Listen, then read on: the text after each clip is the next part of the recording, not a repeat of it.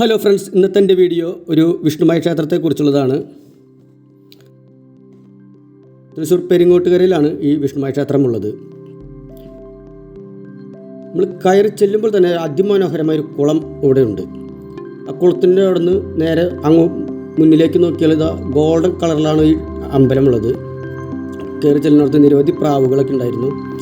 അപ്പോൾ ഞാൻ നേരെ കയറി ചെല്ലാണത് ആ ഒരു പോത്തിൻ്റെ പ്രതിമയാണെന്ന് തോന്നുന്നു. അതെ, പോത്തിൻ്റെ പ്രതിമ തന്നെയാണ്. അപ്പോൾ ഞാൻ ചെരുപ്പൊക്കെ ഊരിയിട്ട് ഉള്ളിലേക്ക് കയറാനുള്ള പരിപാടിയാണ്. അപ്പോൾ ആദ്യം ഈ പോത്തിൻ്റെ ഒന്ന് എടുത്ത് ചെന്ന് തൊട്ടപ്പുറത്തിന് ഒരു പോത്തും കൂടി ഉണ്ട്, ഒരു പോത്തിൻ്റെ പ്രതിമ കൂടി ഉണ്ട്. ഓക്കെ, കണ്ടില്ലേ? അപ്പോൾ നമുക്കിനി നേരെ ഉള്ളിലേക്ക് കിടക്കാം. ഞായറാഴ്ച ആയതുകൊണ്ട് അത്യാവശ്യം തിരക്കായി വരുന്നതേ ഉള്ളൂ. ഞങ്ങൾ ഇത്തിരി രാവിലെ നേരത്തെ എത്തിയാറാണെന്ന് തോന്നുന്നു. തിരക്കായി വരുന്നതേ ഉള്ളൂ. ഇതാണ് ശ്രീ വിഷ്ണുമായയുടെ ശ്രീമൂലസ്ഥാനം. അവിടെ നിന്ന് മനസ്സറിഞ്ഞ് തൊഴുത് കുറച്ച് വഴിപാടുകളുണ്ടായിരുന്നു, അതൊക്കെ അവിടെ ഇട്ടു. വൈഫും കുട്ടിയുണ്ട്, കൂടെ മോളുണ്ട്, അവരും തൊഴുന്നുണ്ട് നിന്നിട്ട്. അപ്പോൾ അതൊക്കെ കഴിഞ്ഞ് ഒന്ന് പ്രദക്ഷിണം വയ്ക്കാൻ തിരിച്ചു. അപ്പോഴാണ് പിന്നീട് ആ ക്ഷേത്രത്തിൻ്റെ ഭംഗി മനസ്സിലായത്. ഈ നടന്നു പോകുന്ന ഭാഗം മുഴുവൻ നല്ല കൊത്തുപണികളുള്ള തൂണുകളും ചിത്രപ്പണികളുള്ള ഓരോരോ ശില്പങ്ങളൊക്കെ കൊത്തിവെച്ച് കൊടുക്കുകയാണ്. മുകളിലൊക്കെയാണ് നിറയെ LED ബൾബ് ഇട്ടിട്ടൊരു പ്രത്യേക വൈബാണ് ഈ ക്ഷേത്രത്തിൻ്റെ ഉൾഭാഗം. ഇതാണ് ശ്രീമൂലസ്ഥാനത്തിൻ്റെ മറ്റൊരു ഭാഗം, ബാക്ക് സൈഡാണ്. അതിൻ്റെ മുകളിലൊക്കെ അത് നല്ല LED ലൈറ്റ് ഇട്ട് അലങ്കരിച്ചിട്ടുണ്ട്.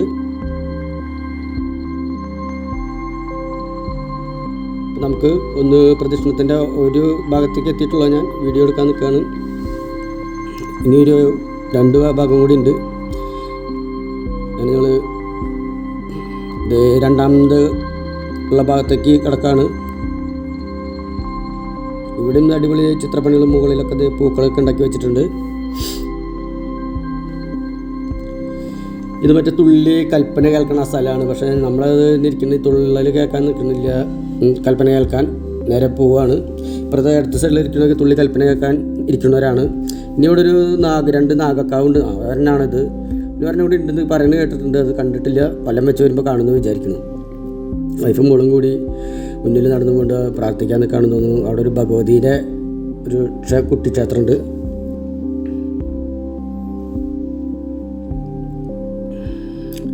ഇതാണ് ആ ഭഗവതിയുടെ ക്ഷേത്രം.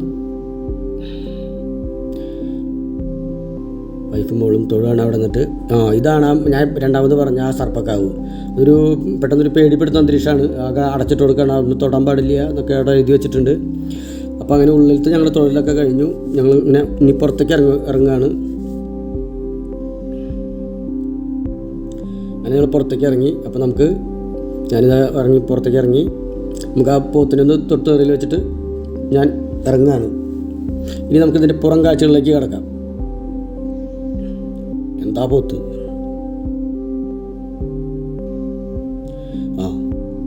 ഇതാണ് ആ പുറം കാഴ്ചകൾ. ഒരുപാട് ശില്പങ്ങൾ ഇങ്ങനെ കൊത്തിവെച്ചിട്ടുള്ളൊരു സ്ഥലമാണിത്. ഒരു കുളത്തിൻ്റെ 4 വശത്തും ശില്പങ്ങൾ കൊത്തിവെച്ചിരിക്കുകയാണ്. ഈ കുളത്തിലേക്ക് നമുക്ക് ഇറങ്ങാൻ കഴിയില്ല, കാരണം അത് പൂട്ടിയിട്ട് കൊടുക്കുകയാണ്. ആൾക്കാർ ആരും ഇറങ്ങാതിരിക്കുക. അത് ഇവിടുത്തെ ആൾക്കാർക്കും തന്ത്രികൾക്കും അവർക്കും മാത്രമേ അതിൽ ഇറങ്ങാൻ കഴിയുള്ളൂ എന്ന് തോന്നുന്നു. പിന്നെ ഇവിടുത്തെ ഏതെങ്കിലും ഒരു ഉത്സവത്തിൻ്റെ അന്നൊക്കെ ഇറങ്ങാൻ കഴിയുള്ളൂ. ഇത് വാമന മഹാബലിനെ ചവിട്ടി താത്തുന്ന ശില്പം. പിന്നെ ഇതൊരു ശിവപാർവതിയുടെ ശില്പമാണ്. ഇത് അത്യാവശ്യത്തിന് വലിപ്പമുള്ളതാണ്, പക്ഷേ ഇതിന് മുൻഭാഗം നമുക്ക് എടുക്കാൻ പറ്റില്ല, അങ്ങോട്ട് കടക്കാൻ കഴിയാത്ത കാരണം. അപ്പോൾ ബാക്ക് വശം മാത്രമാണ് എടുത്തു വരുന്നത്. ശ്രമിച്ചു, കിട്ടുന്നില്ല മുൻഭാഗം എടുക്കാനായിട്ട്. സൈഡിൽ നിന്ന് കുറച്ച് കിട്ടി. ഓക്കെ, നിങ്ങളൊക്കെ ഒഴിവ് കിട്ടുമ്പോഴൊക്കെ എപ്പോഴെങ്കിലും തൃശ്ശൂർ വന്നിട്ട്, പെരിങ്ങോട്ടുകരയിലാണ് ഈ ക്ഷേത്രം സ്ഥിതി ചെയ്യുന്നത്, വന്നിട്ട് ഈ ക്ഷേത്രമൊക്കെ ഒന്ന് കാണണം. നല്ലൊരു അതിമനോഹരമായ ക്ഷേത്രമാണ്. എൻ്റെ നോട്ടത്തിൽ ഇതിൻ്റെ ഈ മതിലിൻ്റെ ഈ കുളത്തിൻ്റെ ചുറ്റിലും കൂടി ഒരു 10-90 ശില്പങ്ങളുണ്ടെന്ന് തോന്നുന്നു.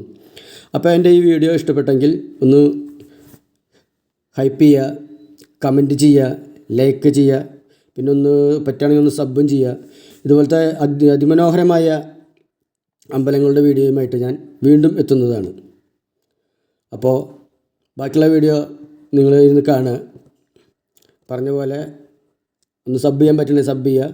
മറ്റൊരു ക്ഷേത്രത്തിൻ്റെ വീഡിയോയുമായി ഞാൻ വീണ്ടും എത്തുന്നതായിരിക്കും. ഓക്കെ, വീഡിയോ കണ്ടതിൽ വളരെ താങ്ക്സ്. നന്ദി, നമസ്കാരം.